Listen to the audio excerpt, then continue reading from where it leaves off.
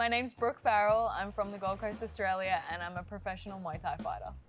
I started fighting just because I didn't really know if I could, and I really wanted to see if I could. So we moved out to Thailand more for Eddie to pursue his fighting career, and I'd always wanted to try it, but I just never had the confidence or thought that I could do it. So when we came out to Thailand, I trained for a couple of months, and I was like, oh, should I have a fight? And I knew deep down I wanted to. So I just jumped in and I did it, and it was the best feeling ever. So I wanted to kind of prove to myself that I could do something that I didn't think that I could before. So I just wanted to test myself and to prove to myself that I could do something like this. Because who I was before fighting, people would never believe that I would ever even have one fight, you know? I was pretty shy, really skinny girl. Wasn't into violence or whatever. I thought Muay Thai was about aggression and violence, and I was so the opposite. So yeah, learning Muay Thai, I don't know, I found, I learned more about it as a martial art instead of this aggressive sport, you know? So yeah, I just really wanted to test myself and prove to myself that I could do something like this, so far from who I was. So I started training pretty late, I guess, compared to a lot of people. I didn't grow up doing martial arts, I was a gymnast. And then I quit gymnastics when I was in high school. And then after high school, Eddie and I were just partying heaps, we weren't into fitness. A couple of years later, we found fitness. Eddie started, we both started fitness at the same time, and I was more into weightlifting, and Eddie found kickboxing and boxing.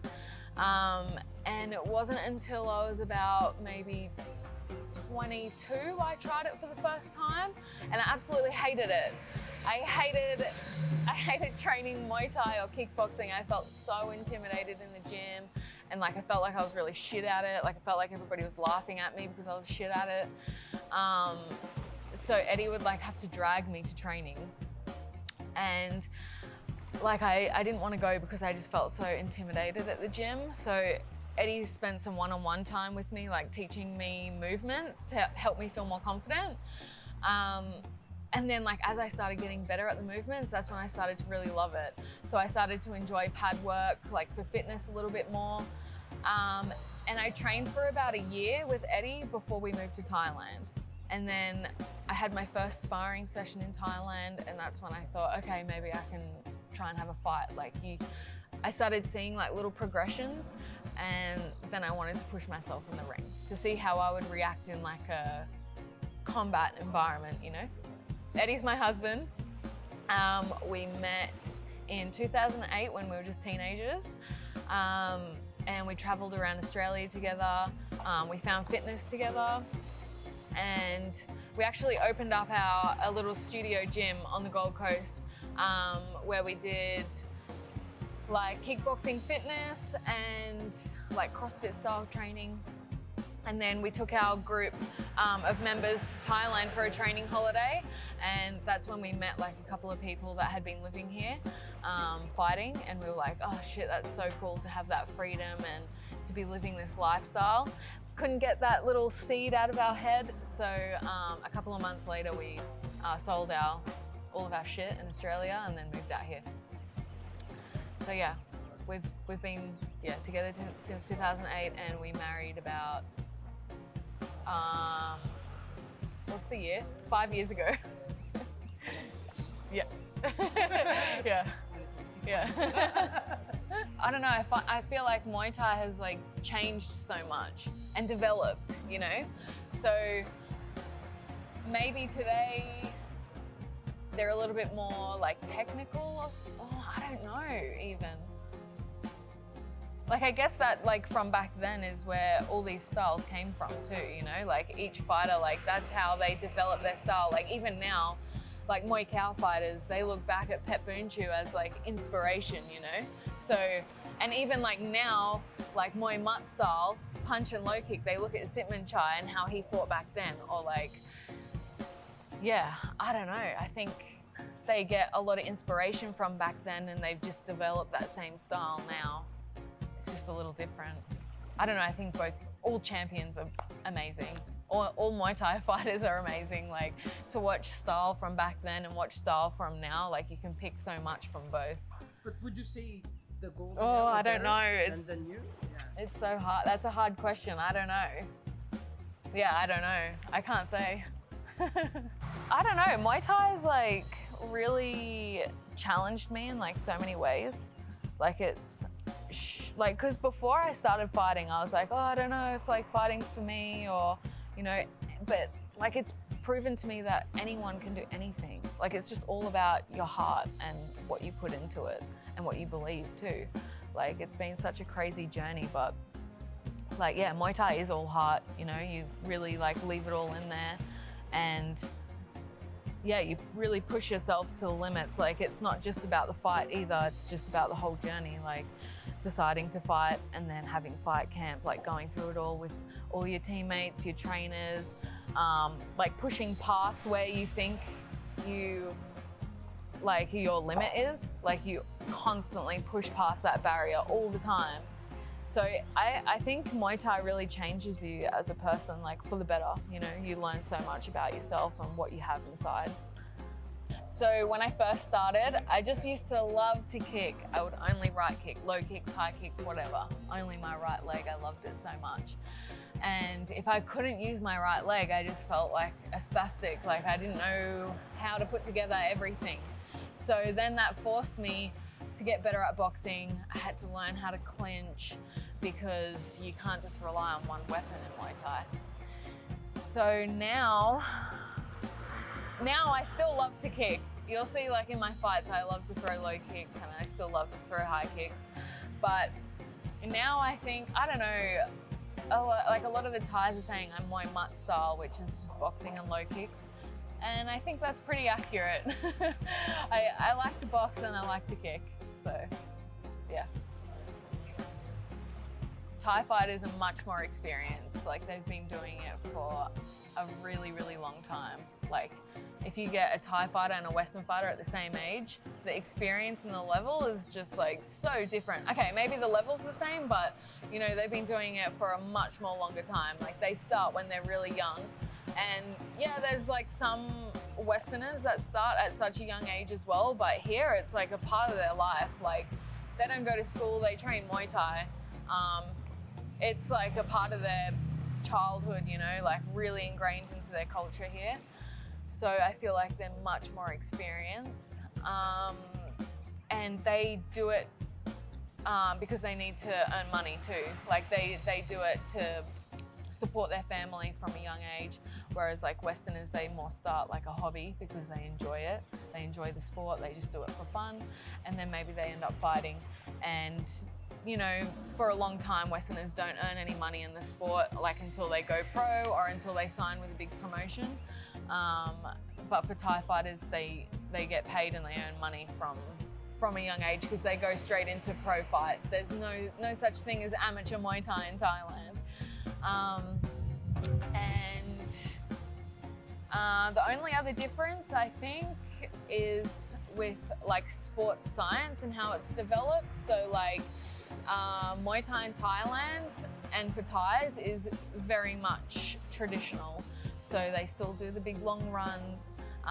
They train the way that their grandparents trained, you know, so it's like stayed that same routine for a really long time.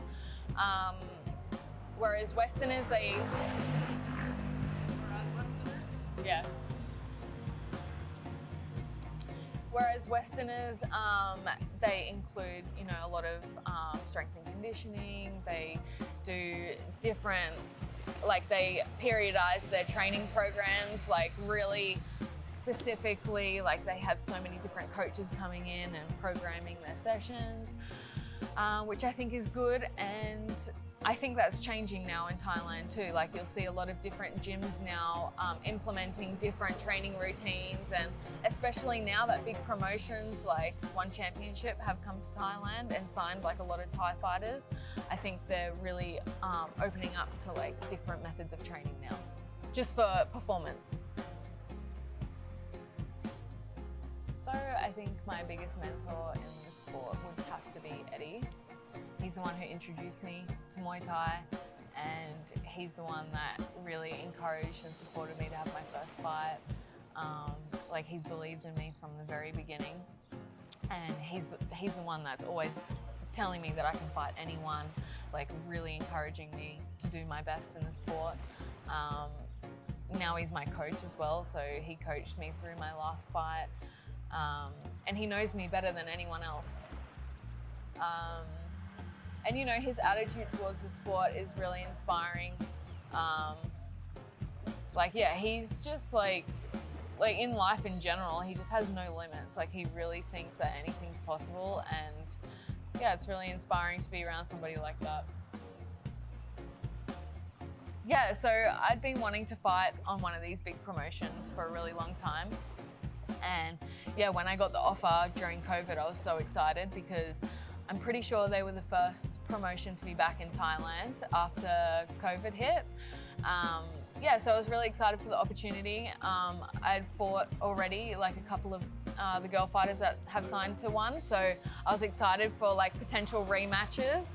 And yeah, obviously like my first fight in one was not great. It wasn't a good experience for me, but yeah, it taught me a lot, and you can only grow from experiences like this. So of course, like, I'm grateful for everything. So like, of course, fighting, especially in those tiny gloves, like there's always a chance of getting a knockout. Like, you either get the knockout or you get knocked out. Like, that is always a risk that we take as fighters, you know, in any fight as well, because you can be knocked out from a bunch of different weapons in Muay Thai. Yeah, like, obviously you always hope that it's never gonna happen to you. And you never go into a fight thinking that that's a possibility. So yeah, it was really hard to, you know, accept that that's what happened, especially for my debut. But now, like, looking back, like, I didn't train during COVID. I didn't do any Muay Thai sparring or conditioning. I was running and I was doing weightlifting. So I think my body wasn't conditioned to taking shots. I only had 3 weeks of fight prep to prepare for that. So I just don't think it was long enough to get my body and my head conditioned to taking damage. So if I could do it again, I would, yeah, just have a longer camp and just stay active during COVID so that my body was conditioned. Also, I think my game plan was a little off as well. Like, I just went in wanting to bang straight away. I probably should have played it a little bit smarter, especially in the first round, and just stayed on the outside a little bit more, but moi mat, I want to punch. Yeah. Yeah, so my journey's changed a lot. So in the beginning, like when we were in Australia, I'd never fought before. So my first goal was just to have that first fight and then decide if I liked it or I didn't like it and see if it was for me. I knew that there were other options in Thailand if I didn't want to fight. So yeah, like, once my first fight was over, then I watched the video back and I just knew that I could do better. So for a long time it was just do better. I just wanted to perform better in my fights and I knew I could. So I just kept going, and then it wasn't until maybe my 12th fight I fought for my first like good title in Australia, and I fought against the #1 girl in Australia.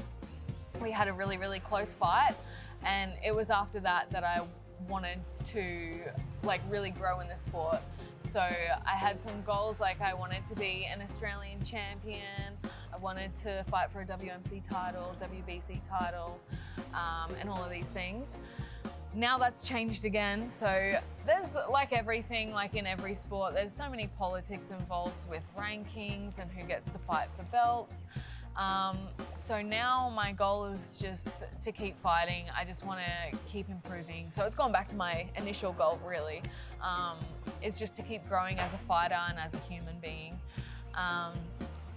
Yeah, and just see where it takes me. My daily routine, like I'll get up in the morning, come here for a run, train for 2 hours. If I'm in fight camp, I'll go home and relax. and then get ready for the afternoon session, come back to the gym at 4 o'clock, train for 2 hours again, go home, eat, sleep, and then repeat Monday to Saturday. Sunday I have a day off. If I'm in fight camp, I'll get a massage, do some recovery. If I'm not in fight camp, then I'll go to the beach or do something like that. But even if I'm not in fight camp, like I'm still at the gym twice a day, my training just changes. So in the mornings, maybe I'll just run and then just help with the class. And then in the afternoon, I'll still hit pads and do some strength training. How am I different? I don't know, like I guess maybe because Eddie and I came here together, but like people usually come here by themselves and stick it out for a while, but I think because we've had each other, we've been able to stick it out a little bit longer, and because we've got Sage. So we've had like the journey together, which has been very helpful because we've been able to support each other and like help each other through a lot more. But my style, yeah, I mean, I don't know. Like everybody's just so different, you know? Like there's no two fighters that are the same, really. I mean, maybe they have the same style, but they won't do that style the same. Yeah, I don't know what to answer first. Yeah, I have seen a massive difference between male and female fighters. It took me much longer to get taken seriously in the gym compared to Eddie or any other male fighter. I feel like I had to kind of prove myself a little bit more, and yeah, I feel like maybe I had to prove myself a little bit more, like especially to my coaches. You know, like I always wanted to be treated equally to the male fighters. I wanted to do the same training program as them, but it took a long time for anyone else to see that, you know. But like because I had Eddie, he really like encouraged me to be taken that way. Yeah, like at a couple of gyms, it was like worse than other gyms, you know. Like a lot of gyms, like some of the trainers would make really inappropriate comments to me, and I would have to like really say, look, I'm here to train Muay Thai, like let's just train Muay Thai. Like they wouldn't be saying these things to the male athletes. And yeah, I think it's just because like in Thailand, female fighters in general like haven't been taken seriously, you know, like we're not allowed over the ropes, we have to go under the ropes. For a long time, up until about a year ago, we weren't allowed to fight on TV. Yeah, we're still not allowed in like the big stadiums like Lumpini. So yeah, it's different. But I want to say it's changing, you know, like shows in Bangkok now. Some nights they have 3 female fights on national TV, which is amazing. There's so many female athletes that come here now with these shows, like helping promote them. I feel like that's going to encourage more and more females to come out here for camps. Because it always was. There was always so many females coming here to train, but they just weren't given the opportunities the same as the men. But now those opportunities are opening up, and yeah, it's looking good. It's getting better.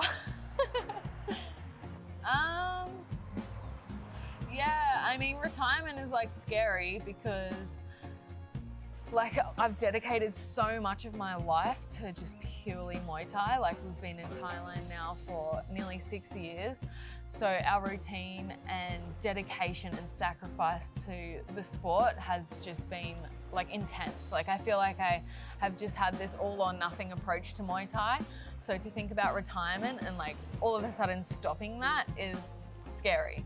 So Eddie and I have spoken about this, like if there comes a time where we think we'll retire, we really need to make like a plan. So we'll always still be involved in the sport, like we'll continue coaching other fighters and going through the same thing, but more for them. I think we'll be involved in Muay Thai for a long time, just because it's been such a big part of our life.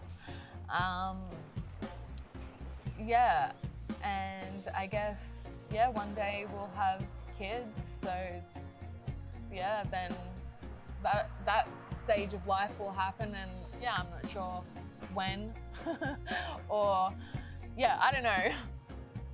We haven't thought about retirement yet, but yeah, we have to have a plan for like when it happens so that yeah, we don't like lose everything. Not lose, but just to kind of keep routine the same. Because it would be hard to let go of something like that's been such a massive part of your life, you know? Yeah, for sure. Like you see so many fighters that retire and then they come back. Yeah. And then they retire again and then they come back. Yeah. Yeah. Like Yodson Klai. Yeah. It's like an addiction, you know? You can't just turn that off. Yes. Oh my God. Yes, I would love to see women compete in Lumpini and Raja. I think it'd be incredible. Like there's so many top level technical female fighters now. And you know, like that's what that style is there, the 5 rounds, technical fights. It's traditional, and I think there would be some amazing fighters if they open that up for women. Why do you think they're not? I think it's just their tradition. Like Thais are very traditional, and you know, just it's like, for example, like why can't female fighters go over the ropes? Like it's Thai tradition, you know. Why can't females fight in Lumpini? It's traditionally for men. Yeah. I think there comes a time where things need to evolve, you know? Like, well, you look at like when females weren't allowed to vote. Like there came a time where it had to evolve from there. So, I don't know, I hope it changes. And I think the shows in Bangkok that are having females fight, I think that's like a really good step in the right direction.